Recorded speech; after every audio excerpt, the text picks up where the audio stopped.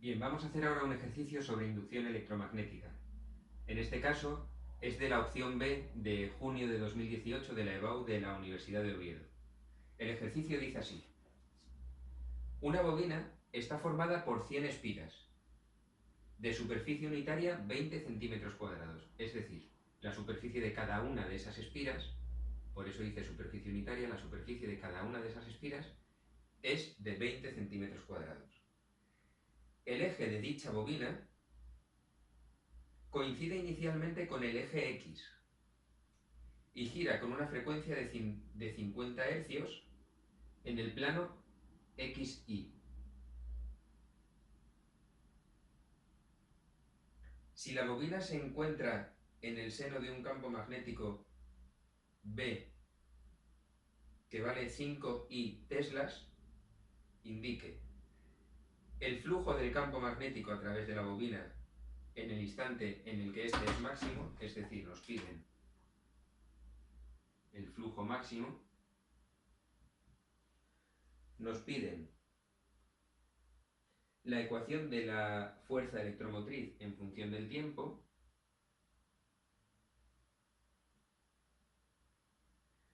y, por último, nos piden el valor máximo de esa fuerza electromotriz.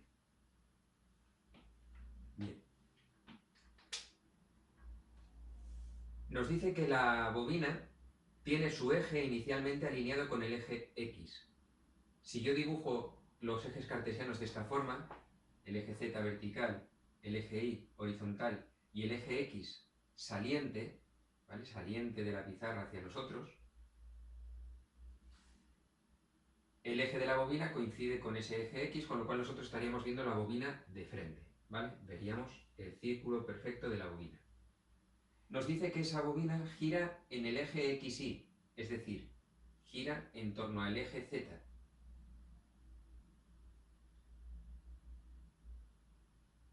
Y nos piden que calculemos el valor máximo del flujo a través de dicha bobina. Nosotros conocemos la expresión del flujo a través de una bobina. El flujo es N por B por la superficie por el coseno del ángulo que forman B con el vector superficie. Realmente la expresión es esta.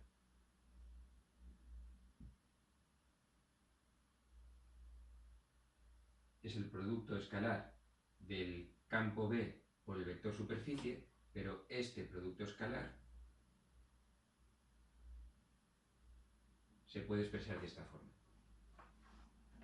Bien. ¿En qué momento el flujo será máximo? El flujo será máximo. Fijaros, n es el número de espiras, es una constante. B, en este caso, no depende del tiempo, luego también es una constante. La superficie de las espiras también es una constante. Lo único que varía con el tiempo es el ángulo que forman B con la superficie de las espiras. Con lo cual, lo único que va a variar en esta expresión es el coseno de phi. Para que el flujo sea máximo, el coseno de phi tiene que tener su valor máximo. Y el valor máximo de un coseno es que valga 1. Con lo cual, el valor máximo del flujo será n por b por la superficie de la espira. Es decir, 100 por 5 y por la superficie, que es 20 centímetros cuadrados. Acordaros que hay que ponerlo en metros cuadrados, con lo cual tengo que multiplicarlo por 10 elevado a menos 4. Y eso da como resultado justamente un Weber.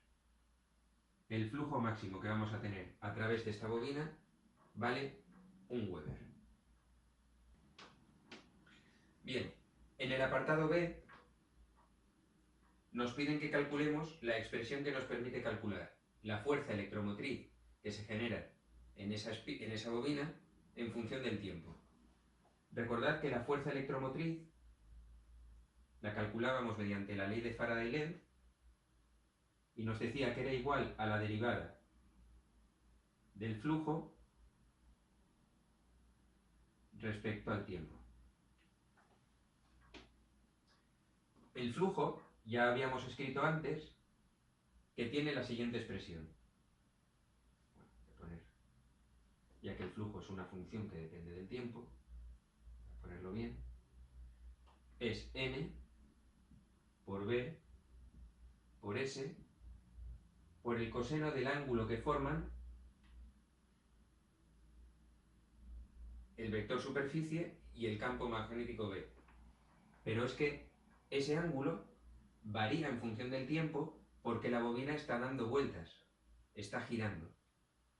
Con lo cual, si esa bobina gira, el ángulo va a variar en función del tiempo. ¿Cómo puedo expresar este ángulo en función del tiempo? Si yo conociera la velocidad con la que gira la bobina, el ángulo que forman la bobina y el campo magnético, lo podría expresar como omega, la velocidad de giro de la bobina, por el tiempo. Ahora bien, ¿conozco omega?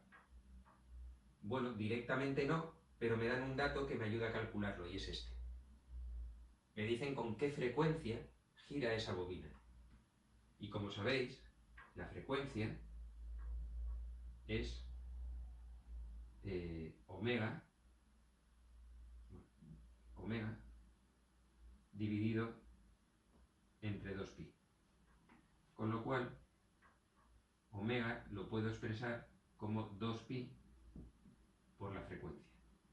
Con lo cual el flujo, ahora ya sí escrito bien en función del tiempo, será n por b por s por el coseno de 2pi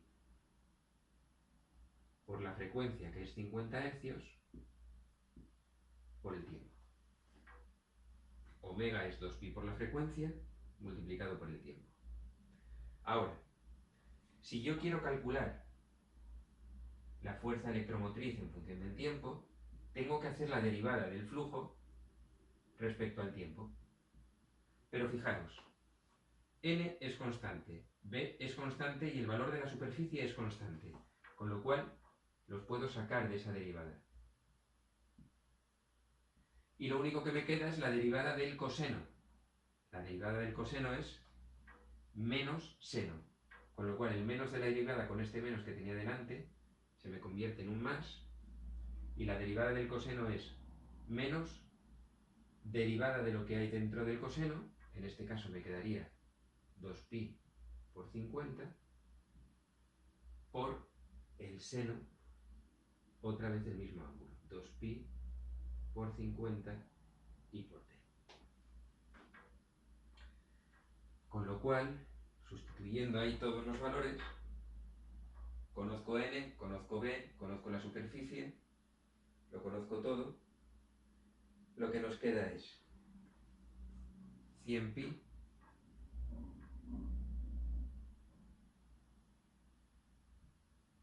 por el seno de 100pi por t voltios.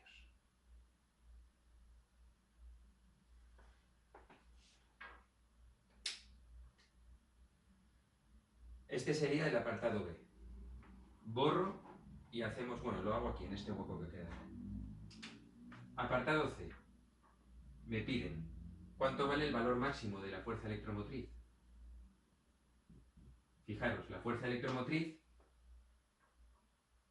tiene esta expresión, 100pi por el seno de 100pi por t. 100 es constante, pi es constante, lo único que varía en esta expresión es el seno. Y el seno puede tomar valores entre -1 y 1. Para que el seno sea máximo, su valor será 1. Para que la fuerza electromotriz sea máxima, el valor del seno tiene que ser máximo, es decir, tiene que valer 1. Luego la fuerza electromotriz será 100 por pi por 1, es decir, 100 pi voltios.